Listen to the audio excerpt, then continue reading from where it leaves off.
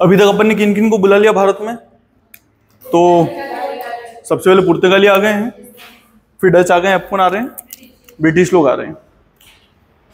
देखो मैंने आप लोगों को बताया था, जब पुर्तगालियों को समझाया था एक क्रम है, जैसे मूवी चलती है ना क्रम से, है ना, हीरो रहता है उसको बड़ा होते हुए दिखाते हैं, गरीब फैमिली में बड़ा होता है वो, है ना। हीरोइन नॉर्मली एक अमीर फैमिली में बड़ी होती है ना। वो लड़का बड़ा संघर्ष करता है, इसे दौड़ते दौड़ते बड़ा भी हो जाता है, वो होता है ना। वो एक क्रम है उसके जीवन का। वैसे ही हम लोगों को इस इतिहास का क्रम देखना है, तो मैंने आप लोगों को बताया था पुर्तगालियों में कि कैसे पुर्तगालियों की शक्ति क्या हो रही है, कम हो रही है। और पुर्तगालियों की शक्ति कम होने का क्या क्या कारण थे, तो मैंने आप लोगों को बताया था कि वो लोग धार्मिक रूप से बहुत ज्यादा कट्टर थे। कट्टर होने के कारण क्या हुआ कि यहाँ के लोगों से ज्यादा घुल मिल नहीं पाए। जिनसे घुले मिले वो भी कैसे घुले मिले, तो उनको मार के, उनका धर्म परिवर्तन करके, जबरन शादियां करके, मंदिरों को मस्जिदों को तोड़ के, ऐसे करके वो जबरदस्ती मिले थे। पर जो शक्तिशाली शासक थे उनसे ढंग से घुल मिल नहीं पाए, उनसे ज्यादा व्यवहार बना नहीं उनका। क्यों? क्योंकि वो ईसाईयत में मानते थे, बाकी सब लोग उनके लिए क्या थे, काफिर थे। इसका फायदा कौन उठाएंगे? तो डच उठाएंगे। डच भारत में आए, कहीं ना कहीं पुर्तगालियों को उन्होंने हटाने का काम करा। पर जब उन्होंने पुर्तगालियों को हटाया तो यहाँ पे एक खालीपन छोड़ गए। डच बहुत ज्यादा शक्तिशाली नहीं थे, उन्होंने पुर्तगालियों को तो हटाया। पुर्तगालियों में कमी रही कि जो बाकी आने वाले हैं उनसे पुर्तगाली थोड़े कमतर रहे। कमतर काय में रहे? तो जल सेना में रहे। मैं जब जब शक्ति की बात करूंगा, अभी ही नहीं, जब आपको वर्ल्ड हिस्ट्री पढ़ाऊंगा और शक्ति की बात करूंगा, तो आप लोग शक्ति का मतलब ये समझना, जल सेना मेन क्या होती है, जल सेना। ब्रिटेन पूरी दुनिया पर राज कर पाया, उसका क्या कारण था? जल सेना उसकी। ऐसा कहते थे कि एक समय पे उसका सूरज अस्त नहीं होता था। ऐसे नहीं होता था कि सूरज क्यों उग जाता था ब्रिटेन में, सूरज अस्त नहीं होने का मतलब है कि उसके साम्राज्य पूरी दुनिया में फैले हुए थे। धरती गोल है तो कभी उसके साम्राज्य में कहीं ना कहीं सूरज तो होता ही था, इसलिए क्या बोलते हैं, सूरज अस्त नहीं होता था। बहरहाल अपन ब्रिटेन को पढ़ रहे हैं। ब्रिटेन भारत में एंट्री कर रहा है, उसके परिणाम आप आज तक भुगत रहे हो। इन दिनों के परिणाम आप आज भी भुगतोगे। मैं धीरे धीरे बता जाऊंगा कैसे भुगतोगे। बहरहाल अपन स्टार्ट करते हैं ना। 1580 का समय है। एक व्यक्ति है विलियम ड्रेक, मैंने बताया था 80 का समय है। व्यक्ति का नाम है विलियम ड्रेक। इस व्यक्ति ने क्या करा कि धरती का चक्कर लगा लिया। जब इस व्यक्ति ने ऐसे धरती का चक्कर लगा लिया ना, ऐसे ये धरती है और यूं घूम के गया और यूं घूम के आ भी गया, ऐसे ऐसे गया था और ऐसे घूम के आ गया। तो बड़ा उत्साह आया पूरे यूरोप में कि यार धरती तो गोल निकली उस समय एक ऐसे चलता था कि यार धरती क्या है, अभी बहुत लोगों में चलता है कि धरती क्या है, चपटी है। एक एंड पे जाके क्या होता है, खाई है और उसमें सब गिर जाते हैं। पर अब तो अपने को पता है कि धरती गोल है। तो सोचो कितनी बड़ी बात रही होगी कि यार उस आदमी ने धरती में वैसे घूम के और चक्कर लगा लिया। लोगों में बड़ा उत्साह आया यूरोपियों में कि यार अपन भी खोज करते हैं ना। उत्साही लोग रहते हैं बहुत सारे, आप लोगों में बहुत सारे होंगे जिनको बिना काम शौक रहता है। मम्मी मना करती है कि झाड़ियों में मत जाओ, तो भी जाते हो। रहता है ना ऐसा उत्साह, अपने आप रहता है। कुछ लोगों के नेचर में रहता है बिना काम से हर कहीं जाना, जानवरों को पकड़ लेना। तो वैसे ही वहां के नए नए लोगों में उत्साह था। मानवतावाद एक शब्द होता है जिसमें व्यक्ति क्या होता है, मानव की ज्यादा खोज करने की सोचता है बजाय कि परलोक की बातें करने के। मतलब परलोक में क्या, इससे मतलब रखता है, अपनी धरती के मजे लेने की कोशिश करता है। कुल मिला के मानवतावाद ब्रिटेन में बड़ा था। उसका परिणाम क्या है, इसने धरती का चक्कर लगाया। ब्रिटेन में लोगों में उत्साह आया कि चलो अपन भी घूमेंगे। तो एक व्यक्ति जेम्स लंकास्टर, 1593। यह क्वेश्चन बार बार आया है कंपटीशन के एग्जाम में, बहुत लोगों ने गलत करा है, तो थोड़ा सा ध्यान देना। व्यक्ति का नाम है जेम्स लंकास्टर। यह पहला व्यक्ति है जो जहाज से भारत आ रहा है। इसके आगे लिख लेना, पहला व्यक्ति है जो जहाज से आगे आ रहा है। यह मैं इसलिए बता रहा हूं कि जब ऑप्शंस आएंगे तो ज्यादातर लोग गलत कर देंगे। इसके जहाज का नाम भी याद रखना है। इसके जहाज का नाम है रेड ड्रैगन। अपने पड़ोसी देश को बोलते हैं ना ड्रैगन, चीन को, उससे थोड़ा सा याद रख लेना कि ये जिस जहाज में आ रहा है उसका नाम क्या है, रेड ड्रैगन। कंफ्यूज इसलिए रहोगे कि बाद में एक व्यक्ति आएगा कैप्टन हॉकिंस, और कैप्टन हॉकिंस जिस जहां से आएगा उसका नाम रहेगा हेक्टर। तो वो जो ऑप्शन में हेक्टर देगा ना, तो ज्यादातर लोग हेक्टर ही लगा के आएंगे, क्योंकि कई सारी बुक्स में ये चीज गलत लिख रखी है कि जो पहला ब्रिटिश व्यक्ति आया था वो कौन था, जेम्स लंकेस्टर आया था, और उसके जहाज का नाम ये हेक्टर था, ऐसे करके मतलब वो कंफ्यूज करने की कोशिश करेगा। बहरहाल आप बस इतना जानो कि पहला व्यक्ति कौन है, जेम्स, जो कैसे आ रहा है, जहाज से, और जहाज से ये आ रहा है तो किस जहाज में आ रहा है, जहाज का नाम क्या है, रेड ड्रैगन। बस इतना से ध्यान में रखो। अब क्या हो रहा है, सितंबर 1599, एक व्यक्ति है जॉन, उसने क्या करा कि लगभग 270, जैसे आप मिले मेरे से,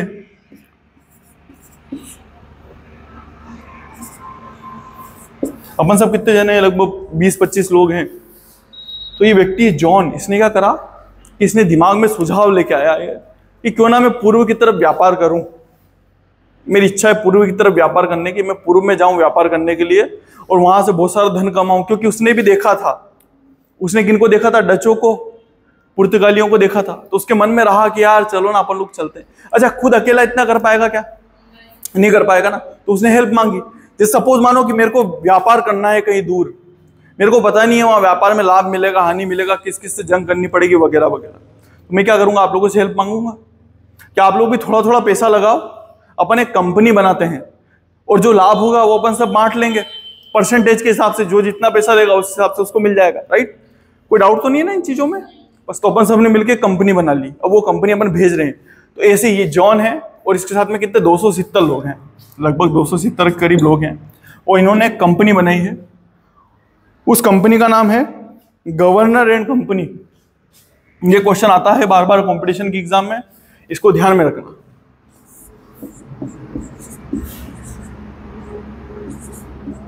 governor and company of merchant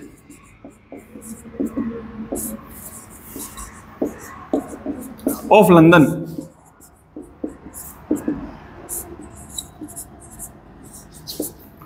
trading to the east.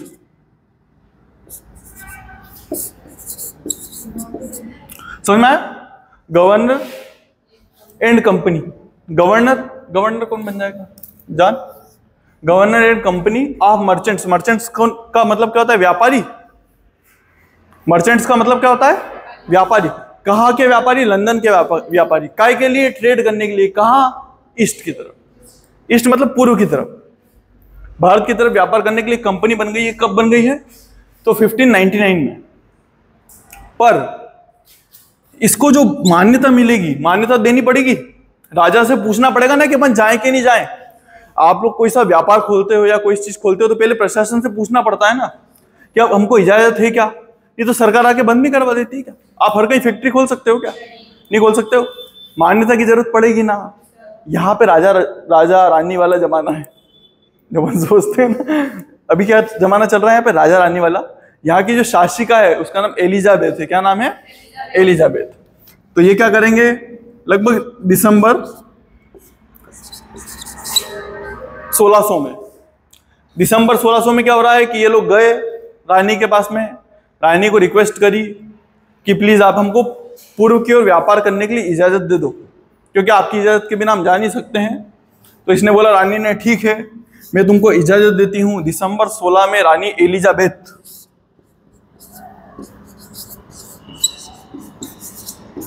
रानी का नाम क्या है, एलिजाबेथ, उसने दे दी परमिशन और बोला कि तुम 15 सालों तक क्या करोगे, व्यापार कर सकते हो। 15 सालों तक तुमको व्यापार करने के लिए इजाजत दे रही हूं।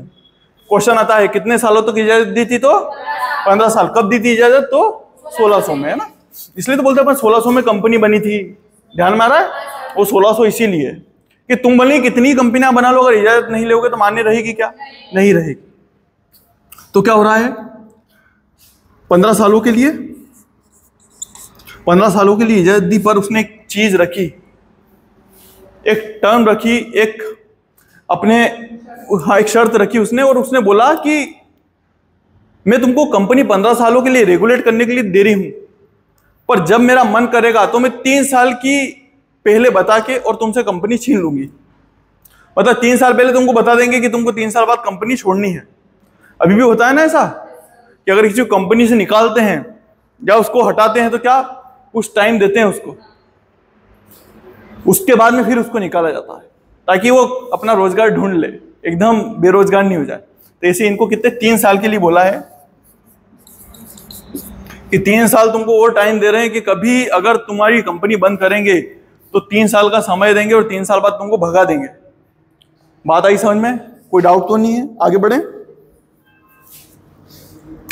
कंपनी तो इनकी बन गई, पर समस्या ये थी कि इन लोगों ने भारत में आने की कोशिश करी ही नहीं शुरुआत में।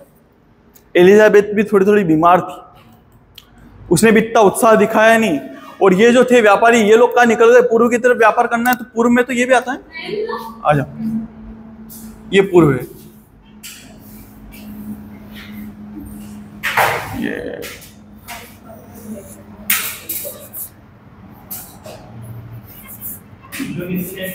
हाँ हाँ, बस वही वही बता रहा हूं।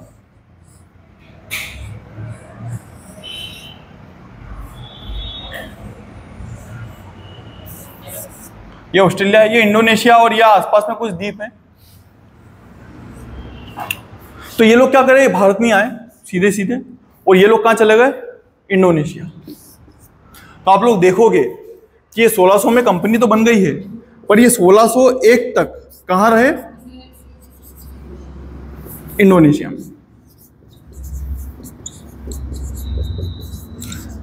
इंडोनेशिया में इन्होंने लड़ाई लड़ी। किन से लड़ेंगे? इंडोनेशिया में।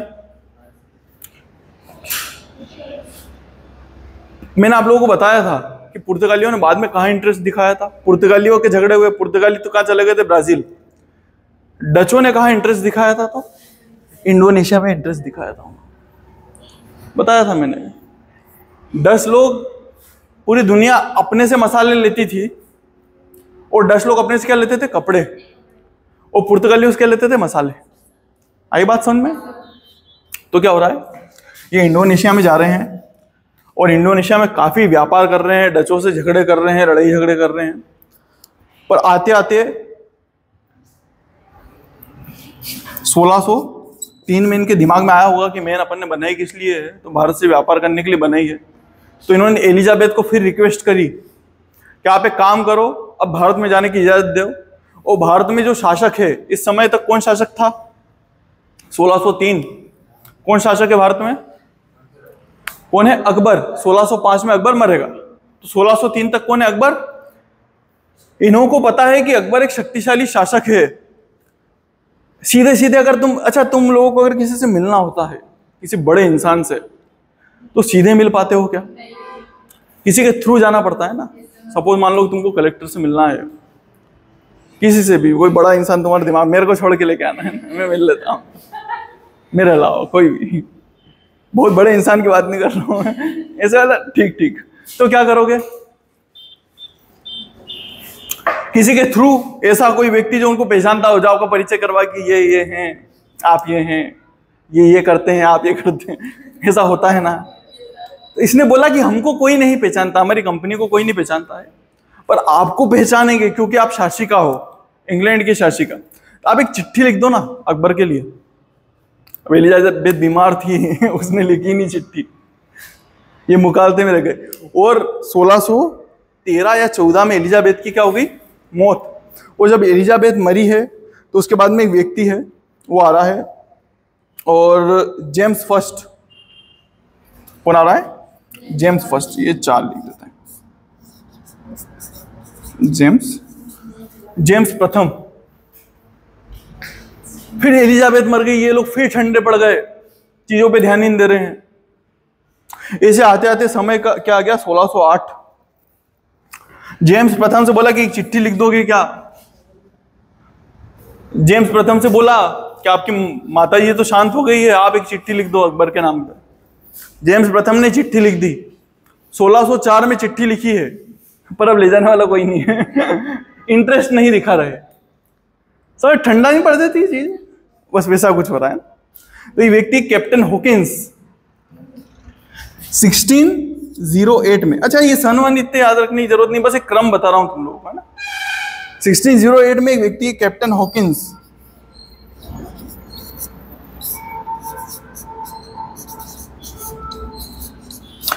इसके जहाज का नाम है हेक्टर। ये मैंने ट्रैक्टर से याद रखा था, हेक्टर ट्रैक्टर, है ना, याद रह जाता है थोड़ा थोड़ा इसलिए। तो ये जो कैप्टन हॉकिंस है 1608 में क्या कर रहा है, आ रहा है, कहाँ आ रहा है, भारत आ रहा है। इसके जहाज का नाम हेक्टर। ये भारत आएगा, चिट्ठी किसके लेके आ रहा है, किसके लेके आ रहा है, जेम्स फर्स्ट। और जेम्स फर्स्ट ने चिट्ठी किसके लिए लिखी है, अकबर के लिए। अकबर है क्या अभी जिंदा, अब कौन आ गया, जहांगीर आ गया। तो वो चिट्ठी किसको देगा, जहांगीर को देगा। अब थोड़ा समझने की कोशिश करना कि सपोज मानो कि आप अकबर हो, अकबर तो क्या मर गया, अकबर जहांगीर हो। अब आपके सामने एक चिट्ठी पेश कर रहे हैं कुछ लोग जो आपसे थोड़े अलग हैं। अलग क्या, दिखने करने में अलग हैं, रहन सहन, पहनावा, भाषा, सब चीजों में अलग है, बिल्कुल अलग। क्या फील होगी, थोड़ा सा अजीब लगेगा ना। जहांगीर को बड़ा अच्छा लगा, बोले यार ये तो अजीब चीज है यार अजीब अजीब लोग हैं। तो जहांगीर क्या करेगा कि जहांगीर इनका बड़ा स्वागत करेगा। होता है ना यार कि कुछ लोग, जैसे सपोज मानो कि अभी अगर कोई विदेशी व्यक्ति अपने साथ में होता तो अपन उसका विशेष स्वागत करते ना, लाड़ से रखते। अपने इधर लोग घूमने के लिए भी आते हैं तो फट से उनसे फोटो खिंचा लेते हैं कि यार आप आओ यार, आपके साथ में फोटो खिंचाते। होता है ऐसा, क्यों होता है ऐसा, क्योंकि थोड़े अजीब होते हैं ना अपने से क्यों होता है ऐसा। अच्छा मैंने रेयरली किसी को देखा होगा कि यार अगर कोई अफ्रीकन है तो उसके साथ में फोटो खिंचाए। ज्यादातर किनके साथ में फोटो खिंचाते हैं, तो वाइट रेस के लोगों के साथ में। ऐसा क्यों, ये जो भी पढ़ा रहा हूं ना, वो यही कारण है इसका। हम लोग अपने आप से सुपीरियर समझते हैं उनको। सुपीरियर मतलब हमसे उच्च लोग हैं, इसीलिए हम लोग भग भग के जाते हैं कि 1 फोटो प्लीज, ऐसे करके जाते हैं। उसका यही कारण है बेटा। तो जब वो उनके सामने भी आया होगा तो उसके लिए तो खैर अलग बात रही होगी, क्योंकि वो शक्तिशाली शासक था जहांगीर के सामने आया, जहांगीर बड़ा खुश हुआ। फिर इसने क्या करा, थोड़ी सी फारसी सीख ली। किसने, तो कैप्टन हॉकिंस ने क्या करा है, थोड़ी सी फारसी सीख ली है। और जब कोई विदेशी व्यक्ति फारसी में बोलेगा तो मजा तो आएगा, है ना। अपनी भाषा बोलते हिंदी में तो अपने को थोड़ा क्यूट लगता है कि यार। तो उसने फारसी सीखी तो जहांगीर बड़ा खुश हुआ, बोले कि यार तुम तो फिरंगी खान हो। क्या हो, फिरंगी खान। फिरंगी खान की उपाधि दे दी। फिर उसको बोला कि यार हमारे इधर मनसबदारी व्यवस्था चलती है। मनसबदारी व्यवस्था जब आप लोग सेकेंड ईयर में पढ़े होगे, मतलब अभी पढ़ोगे भी सही। मनसबदारी व्यवस्था ऐसी रहती है कि मनसब बांट देते थे। जैसे सपोज मानो कि मेरे को, आप अगर मेरे लिए नौकरी कर रहे हो तो मैं आपको सीधी तनख्वाह नहीं दूंगा, उसके बदले क्या करूंगा, मनसब बांट दूंगा, मतलब एक जगह बांट दूंगा। वो जगह आपकी नहीं रहेगी, पर वहां से जो पैसा आएगा वो आपको मिलेगा। समझ गए ना, मनसबदारी व्यवस्था इसको बोलते हैं। तो इसको क्या करा, इसको 4000 का मनसब दे दिया, 400 का मनसब। कितने का मनसब, 400 का मनसब दे दिया इसको। फिरंगी खान उपाधि दे रहा है, फिरंगी खान की उपाधि, 4000 का मनसब। बड़ा खुश हो रहा है जहांगीर से। और वो ये जो कैप्टन हॉकिंस है वो और ज्यादा खुश हो रहा होगा, बोले कि यार इतने स्वागत तो कहीं देखा यार अपन ने। फिर कैप्टन हॉकिंस को बोला कि यार विदेश में आदमी रहे या देश में रहे, नेचुरल फिनोमिना सबका एक जैसा होता है। सही बात है, यहाँ के लोगों को भूख लगती है, वहां के लोगों को भूख लगती है। अब यहाँ वालों को भी अच्छा टेस्टी खिला दो, वहां वालों को भी टेस्टी खिला दो, सबको अच्छा लगेगा, राइट। ये नेचुरल फिनोमिना होता है, खाना और सांस लेना, है ना, किसी के प्रति आकर्षण, ये नेचुरल फिनोमिना है। तो अब उसने देखा, जहांगीर ने बोले कि अब एक काम भी करो, मनसबदारी भी ले ली है, यहाँ की उपाधि भी ले ली है, शादियां भी कर लो। तो मस्त ऐसे सामने रखी महिलाएं, इनको बोला करो शादी जिससे इच्छा। तो इनने अपनी पसंद की 2-3 चूज कर ली गई, इनसे कर लूंगा। तो कैप्टन हॉकिंस की यहाँ पे शादी भी हो रही है, इतना अपन ध्यान रखेंगे। क्या कर रहे हैं, इसकी शादी भी करवा रहे हैं। बड़ा खुश हुआ, नाचने लग गया होगा, खुशी समाये नहीं होगा कि इतना तो मैंने सोचा ही नहीं था यार। इसके अलावा भी इसको क्या कर रहे थे, इसको सूरत की कोठी भी दे रहा था। उसने बोला कि अब सर एक रिक्वेस्ट थी आपसे, जहांगीर को बोला होगा कि एक रिक्वेस्ट थी आपसे, रिक्वेस्ट ये है कि हमको क्या चाहिए, तो हमको एक फैक्ट्री चाहिए। फैक्ट्री मतलब समझ गए, मैंने पहले समझा था फैक्ट्री का मतलब क्या है। फैक्ट्री का मतलब ये वाली फैक्ट्री है क्या? फैक्ट्री का मतलब क्या है? गोडाउन है जहां पे आप सामान रखते हो। तो कैप्टन हॉकिंस ने जहांगीर को बोला कि मेरे को गोडाउन चाहिए, हमको सामान रखना है, स्थायी गोडाउन कोई सा नहीं है हमारे पास में। तो जहांगीर शुरुआत में तो हंसा होगा, बोले कि यार इतनी सी बड़ी बात तुम मेरे से बात कर रहे हो यार, गोडाउन चाहिए, कौन सा गोडाउन चाहिए? तो इन्होंने बोला इस समय सबसे जो फेमस गोडाउन है वो कहाँ का है? सूरत का है। बोले सूरत का दिलवा देते तो मजा आ जाता। इतनी सी बड़ी बात, सूरत का गोडाउन खोल लो, जाओ फैक्ट्री तुम्हारी। समझना, जहांगीर ने फैक्ट्री के लिए हाँ करा है। किनको? अंग्रेजों को। कौन सी फैक्ट्री दी है इनको? सूरत। जैसे इनको सूरत की फैक्ट्री दी, ये खबर कहां तक पहुंचेगी? पुर्तगालियों तक। तुरंत पुर्तगाली आ गए। जहांगीर, ये कैप्टन हॉकिंस निकला, पुर्तगाली एंटर करते हैं, बोलते यार जहांगीर साहब पहचाना, आपके जहाज हम लेके जाते हैं, हमने वो क्या बोलते हैं ब्लू वाटर पॉलिसी अपना रखी है, और कैफेले सिस्टम अपना रखा है, कार्टिज अर्मिडा कैफेले सिस्टम। हमारे बिना जहाज बाहर नहीं निकलता है। आप तो व्यापार भी करते हो, विदेशों में सामान भेजना है कि नहीं भेजना? बोला होगा ना वो। तो जहांगीर ने बोला होगा कि अरे वो तो क्या गलती से लिखा गया था। सूरत तो आपका ही है, कोठी आपकी है, वो तो मैं मजाक कर रहा था, बुरा बोला होगा ना कि यार मजाक में बुरा मानते हो यार। क्योंकि बेटा व्यापार का जो मेन गढ़ था सूरत था, और सूरत से इनका मुगलों का भी सामान जाता था। अगर उस टाइम पुर्तगाली रोक लगा देते तो आप खुद सोचो पूरे व्यापार पे रोक लग जाती। ये वैसा ही है जैसा आप पाकिस्तान में कराची बंदरगाह को बंद कर दो तो उनकी रोजी रोटी रुक जाए, ऐसी हालतें हैं उनकी। वैसे सूरत अपने लिए बहुत ज्यादा इंपॉर्टेंट था। बहरहाल आगे बढ़े, क्या हो रहा है? सूरत की कोठी मिली क्या? नहीं मिली। ये बात है लगभग 1611 की। सूरत की कोठी की मना कर दी। अब फिर किसको बुरा लगेगा इस बात का? किसको? कोठी नहीं मिलेगी तो किसको बुरा लगेगा? हैं?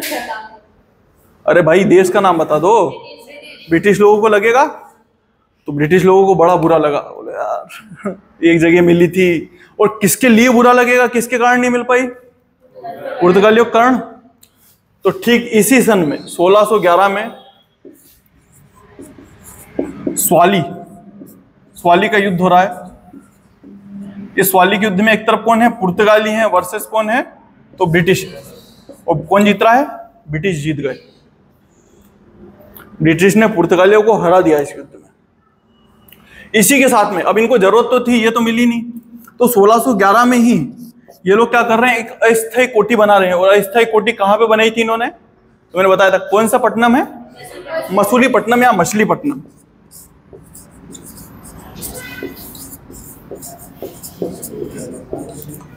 यहां क्या है? अस्थायी कोठी बन गई।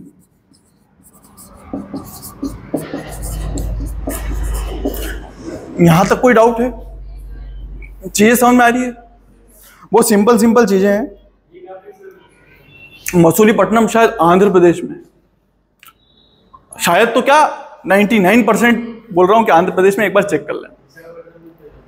हाँ, विशाखापट्टनम नेचुरल सबसे बड़ा बंदरगाह है देश का।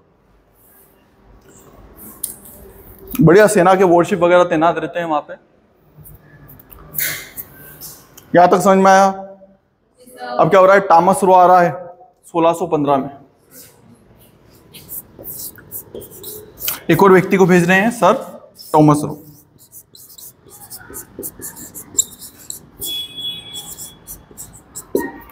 Sir Thomas Roe. Sir Thomas Roe के समय में यहां पे झुंटा गुट का बड़ा प्रभाव रहा। इसके भी समय कौन है, शासक कौन है? जहांगीर है। पर जहांगीर पे अब क्या जहांगीर की शादी हो गई है? वो जहांगीर की शादी किससे हो गई है? हाँ, मुमताज से। किससे हुई है? नूरजहां से, जिसका एक और अच्छा सा नाम भी था यार, कुछ अच्छी सी उपाधि थी इसकी, है अनारकली अलग है यार। नूरजहां अलग है, अनारकली अलग। किससे शादी हो रही है? नूरजहां से। और जब नूरजहां से शादी हुई तो ये जहांगीर थोड़ा सा बहक गया है। बहक गया मतलब पत्नी की बहुत बात मानता है।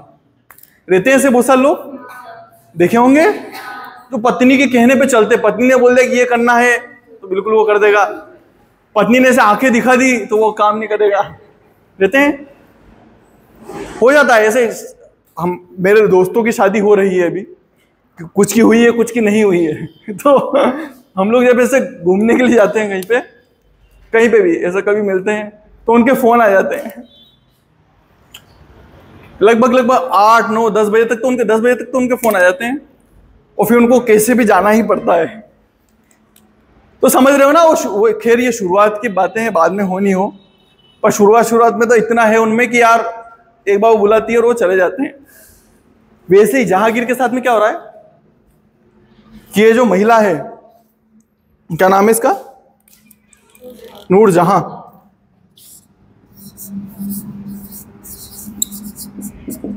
नूरजहां जब इसकी बहुत ज्यादा बात मानेगा जहांगीर, तो ये नूरजहां क्या करेगी? ये नूरजहां अपने पापा को ऊंचा पद दे देगी, भाई को ऊंचे पद पे बिठा देगी, अपने वालों को एक बहुत ऊंचे ऊंचे पदों पर बिठा देगी। यहां तक कि जब किसी फरमान पे साइन होता था तो नूरजहां का भी साइन होता था, उसके नाम के सिक्के डालना चालू कर दिए थे जहांगीर ने। इतना प्रेम था, सोचो, इतना प्रेम, इतनी बात मानने लग गया था। तब ये क्या करेगा कि जब ये जाएगा सर टॉमस रो, तो ये पूरी कोशिश करेगा कि जहांगीर के साथ साथ किसको भी खुश कर दे? नूरजहां को। नूरजहां के जो गुट का नाम है, गुट मतलब उसके पापा, उसके भाई, उसकी मम्मी वगैरह, इनका जो गुट का नाम है वो झुंटा गुट है। क्या नाम है? झुंटा गुट। झुंटा गुट। इस गुट, ये जो गुट है झुंटा गुट, जब ब्रिटेन में इसको भेजा है टॉमस रो को, तो इसको ये अच्छे से समझा के भेजा है कि तुमको किसको खुश करना है? तो झुंटा गुट को खुश करना है। क्योंकि अगर एक बार इसकी पत्नी खुश हो गई तो फिर टेंशन मत लेना, पति को तो मना लेगी है। बात आ रही है समझ में? होता पहले भी ऐसा ही होता था, अभी भी ऐसा ही होता है। कुछ चीजें बहुत नेचुरल है जो आगे से चलते आई है जमाने भर से, आगे भी चलती रहेगी। यहां तक समझ में आया? अब खुश करना है तो कुछ चीजें लेके आएगा ये। जैसे इसने क्या करा है कि कुछ चित्र लेके आया है, अच्छे बने हुए पेंटिंग्स। किनकी? तो जहांगीर की लेके आया है, उसकी पत्नी की लेके आ गया, मुमताज की। मुमताज नहीं, सॉरी, क्या नाम है? नूरजहां। मुमताज महल तो उसकी शाहजहां की पत्नी का नाम। किसकी? हाँ सही बोल रहे हो, इसकी भतीजी है। क्या लेके आया? चित्र। दूसरा एक लाल बग्घी लेके आया है। लाल बग्घी, बग्घी देखिए, उसमें बैठते हैं ना ऐसे, तो वो लाल कलर की बग्घी लेके आया है।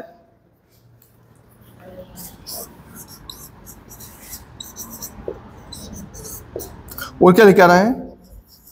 एक तीसरी चीज लेके आ रहा है, एक ग्लासेस वाला चश्मा लेके आ रहा है। क्या लेके आ रहा है? चश्मा। देखा वो ग्लासेस वाला चश्मा जो तुम लोग अभी पहनते हो, आदमी अच्छा दिखने लग जाता है उससे, चश्मा लगाने के बाद। होता है ना ऐसा? तो जब ये सब चीजें टॉमस रो देगा जहांगीर को, तो जहांगीर बड़ा खुश हुआ, बोले यार ये तो बहुत अजीब चीज है यार। अब हालत ऐसी हो गई थी कि जहांगीर जब दरबार में बैठा करता था तो वो चश्मा लगा के बैठा करता था। इतना ज्यादा खुश था उस चश्मे से। मुगल बादशाह टॉमस रो के चश्मे को लगा के बैठ रहा है। टॉमस रो से कई जगह मुलाकात भी हुई थी इसकी, है ना। एक मांडू में भी मिले थे कहीं ना कहीं, कभी एमपी से रिलेटेड कोई एग्जाम में तो क्वेश्चन आ सकता है, मांडवगढ़ में मिले थे लोग। बहरहाल इसके लिए ये इंपॉर्टेंट है कि 2-3 चीजें लेके आया था, एक चित्र लेके आया था लाल बग्घी और एक चश्मा लेके आया था। ठीक है, यहाँ तक बात आ गई समझ में, कोई डाउट तो नहीं है, आगे बढ़े।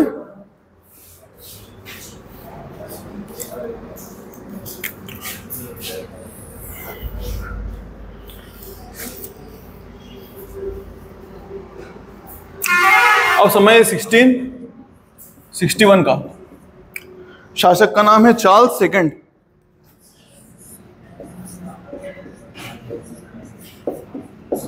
अपन इसको बोले चार्ल्स द्वितीय। चार्ल्स द्वितीय का शासन है। चार्ल्स द्वितीय के शासन में क्या हुआ कि इसको थोड़े पैसों की जरूरत पड़ी। पैसों की जरूरत इसलिए भी थी कि शादी करना था। शादी में यहाँ पे बहुत खर्चा होता है, वहां पे बहुत खर्चा होता था। अच्छा, एक ऐसी जानकारी के लिए बता रहा हूं, आप मानो नहीं मानो आपके ऊपर है, पर मेरे जो निजी विचार हैं वो मेरा फर्ज है बताना। शादी जो बड़ी बड़ी जो शादियां होती है ना, वो पहले नहीं होती थी। नॉर्मल फैमिलीज में ऐसा होता था कि 4-5 जने जाते थे, जो दूल्हा होता था उसको ले जाते थे और वहां जाके शादी करके उसको दुल्हन को ले आते थे। इतना होता था। ये अभी फैशन बहुत ज्यादा हो गई है और ये फैशन समाज के लिए अच्छी नहीं है, बिल्कुल अच्छी नहीं है। आप लोग देखते होंगे कि बहुत सारे लोग क्या करते हैं कि मतलब घर बार बेच के, गिरवी रख के, उधार ले लेके फिर शादियां करवाते हैं। अथाह पैसा लगा देंगे, अथाह पैसा। मैंने देखा है जिनकी कुछ वो नहीं है, हैसियत नहीं है, उनको जरूरत भी नहीं है, बहुत गरीब घराने के लोग, वो भी बड़ा वो रखते हैं यार, देखा देखी कि यार हमको भी ऐसी बड़ी शादी करनी है, ये खिलाएंगे। ये चीज अच्छी नहीं है, क्योंकि देखो जिसको खिला रहे हो ना, ये परम सत्य है, उसको रत्ती भर फर्क नहीं पड़ता। आप अच्छा खिलाओगे तो बुरा ही कर जाएगा, बुरा ही नहीं भी कर जाएगा तब भी काम में तो नहीं आएगा। आप बस दूसरों को खुश करना चाह रहे हो, खुद का नुकसान करवा के। मैं मेरे घर वालों को यही बोलता हूँ, अच्छा हम में है सामर्थ्य, ऐसा मत समझना कि है ना कर सकते हैं हम अच्छी शादी। और फिर भी जब मेरे घर वालों से इस चीज पे मेरी बात होती है ना, तो मैं उनको हमेशा मना करता हूँ, मैं तो नहीं करूंगा, भले आप लोग को शौक है तो आप लोग कर लेना, मैं वहां नजर नहीं आऊंगा। अब माँ बाप की इच्छा रहती है ना, फिर माँ बाप ना टॉर्चर बहुत करते हैं बच्चों को। टॉर्चर मतलब वो क्या बोलते हैं, इमोशनल ब्लैकमेल। बेटा अपन भी तो शादियों में गए थे ना दूसरों की, तू इकलौता लड़का है, उनको कैसा लगेगा कि अपन तो खा के आ गए थे। मैंने कहा फ्री में खाने के लिए गए थे क्या, लिफाफा दे के आए हो ना, फिर मेरे पीछे क्यों पड़ते हो यार। तो मेरे को बस पसंद नहीं है ये हर चीज, तो मैं बस ये बता, बाकी आप लोगों के ऊपर है ना, ये किसी को मना नहीं कर रहा। बस इतना ध्यान रखना कि कर्जे में डूब के मत करना शादियां, है ना। यही पैसा आप लोग अपने आगे के लिए इन्वेस्ट करो ना यार, उसके साथ में कहीं घूमने के लिए चले जाओ अच्छी जगह, कम से कम अपने लोग एंजॉय तो कर पाएंगे। कुछ खरीद लो उसकी जगह, जो 10-1 लाख रुपए लग रहे हैं, बढ़िया कुछ आ जाएगा 10-1 लाख में, तो कार लिया हुआ है, फैमिली के साथ में घुमा करना, मजा आएगा डेली। ऐसे मेरे निजी विचार हैं, बाकी आप लोगों की इच्छा है। बाद में मेरे नाम लेके माथे मत आना, वहां घर वाले मेरे पास में आ जाएंगे कि इस आदमी ने बोला था, हमारी छोरी बोल रही कि ऐसे शादी नहीं करेंगे। वो अपने ऊपर है। अब क्या हो रहा है, चार्ल्स की शादी हो रही है, तो चार्ल्स को शादी में पैसों की जरूरत पड़ी। अब पैसा किससे लेंगे, तो महाजन लोगों से लेते हैं ना, महाजन व्यापारियों से। तो इसने कंपनी को बोला, ये जो कंपनी है जॉन की कंपनी, मैंने आपको बताया था जॉन ने बनाई थी, तो इसका बड़ा सा नाम है कंपनी का, है ना। उसको शॉर्ट में क्या बोलते हैं, जॉन की कंपनी बोलते हैं। तो उसके आगे से लिख लेना ब्रैकेट में जॉन की कंपनी। कभी क्वेश्चन आ जाए कि इस कंपनी क्या बोलते हैं, तो जॉन की कंपनी बोलते हैं। रत्नेश की कंपनी, वैसे जॉन की कंपनी ऐसा वर्ड नहीं है, वो ऐसा बोलते हैं कि जॉन की कंपनी है इसलिए, ना।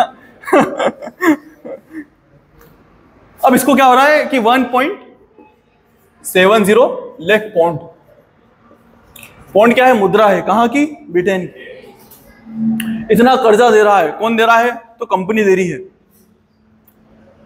कंपनी जब इसको कर्जा देगी तो कुछ ना कुछ, अच्छा व्यापारी लोग कभी ऐसे ही दे देते हैं क्या किसी को, कुछ ना कुछ लाभ तो लेंगे। तो क्या हो रहा है, 1661 में जब ये 1.70 लाख के करीब ये कर्जा दे रहे हैं, तो उससे कुछ लेंगे भी सही। किससे लेंगे, चार्ल्स से, राजा से कुछ मांगेंगे। राजा से एक चीज तो इनने मांगी कि हमको क्या करना है, पहली चीज ये दे दो कि हमको किले बनाने की इजाजत दो। काय की इजाजत? किले बनाने की। अच्छा, कंपनी और राजा, राजा अंधा विश्वास नहीं कर सकता कंपनी पे। क्यों नहीं कर सकता है? क्या आप देखोगे, जब आप अमेरिका की क्रांति देखोगे तो अमेरिका की क्रांति में कई सारे ऐसे लोग भी शरीक रहे जो ब्रिटेन के लोग हैं। मतलब ब्रिटेन की कंपनी ने धोखा दे दिया था किसको? ब्रिटेन को, अमेरिका की क्रांति में। तो यहां पे भी तो दे सकते हैं ना। इससे बचने के लिए ये क्या करेगा, तो ये रिक्वेस्ट कर रहे हैं ना कि आप किले बनाने की इजाजत दो। क्या की इजाजत दो?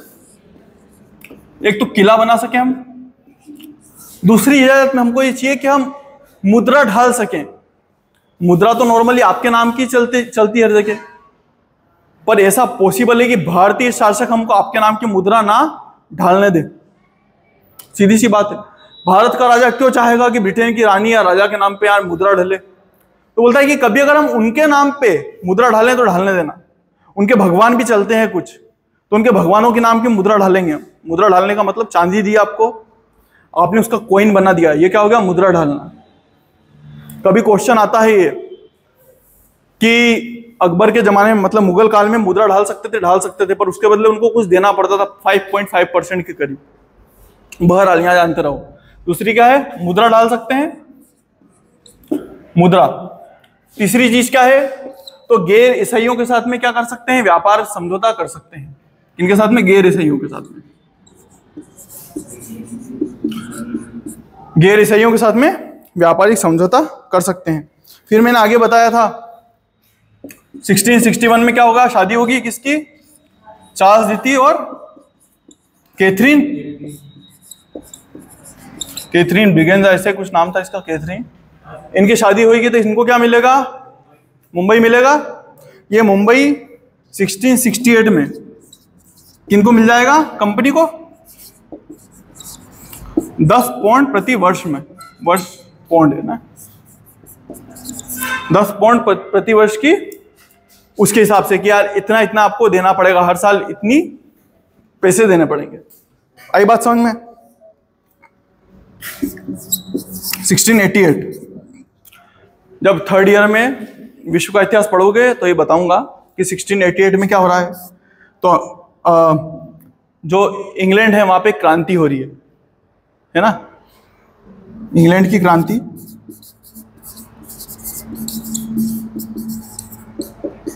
इस क्रांति का एक और नाम भी है, अच्छा सा कुछ नाम है, गौरवपूर्ण क्रांति, है ना।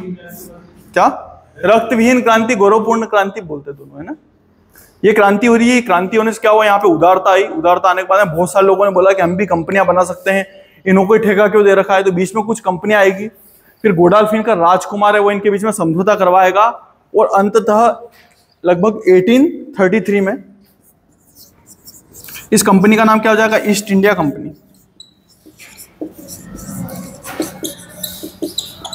ठीक है, ये इतिहास खत्म आपका ब्रिटिश कंपनी का। अब कल से अपने को क्या पढ़ना है, मतलब जब भी नेक्स्ट क्लास रहेगी अपने को पढ़ना है कि ब्रिटिश भारत में इंटर कैसे कर रहे हैं। अपन बिहार से चालू करेंगे, बंगाल से चालू करेंगे। पहले बंगाल के नवाब पढ़ेंगे, फिर बंगाल के नवाबों को कैसे भगा रहे हैं ब्रिटिश, वो पढ़ेंगे। प्लासी, बक्सर के युद्ध वगैरह पढ़ेंगे। Thank you.